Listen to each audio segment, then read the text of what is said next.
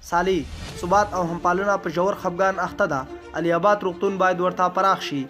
د دولت ساز ټاکنیزې ډلې لومړی مرستیال امرالله سالي خبرداری ورکړی دی چې د ټاکنو کمیسیون او ټاکنیزو شکایاتو کمیسیون دوه غړي د ثبات او همپالنې ډلې پلویان دي.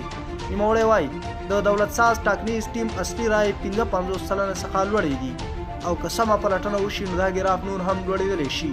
امرالله سالي وایي دوی د ټاکنو لومړنیو پایلو اعلان کې خپلې بریا ته خوشحاله دي او شکایتونه هم لري او په دې تړاو یې وروستي معلومات د خپل ټیم څخه دا دي چې تر اوسه یې د 3761 مسترد او باثباته شکایتونه ثبت کړي دي. نوموړی وایي د دوی 9000 رایې په ننګرهار کې ورکې دي او په 18000 رایو بیا پلټنه غواړي.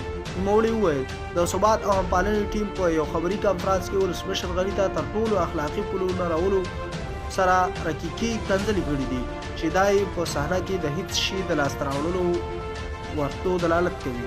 نوموړی وایي مخالف ټیم په ژور خفګان اخته دي او باید په خپل راتلونکي حکومت کې ورته د علي آباد روغتون لا پراخه کړي.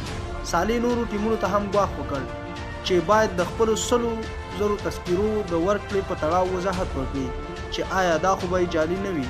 دوی نرمه کودتا غواړي خو رایې هېڅ نه دي پوره کړي او دوی سره باید حساب وشي. ولس باید د دوی په ګواښونو تشویش کې نه شي. دا په داسې حال کې ده چې د لومړنیو پایلو له مخې دولت ساز ټیم 55.4 سلنه، د ثبات او همپالنې ټیم 9.25 سلنه او پاتې ټیمونو له چا له 3 سلنې زیاتې رایې نه دي ګټلي.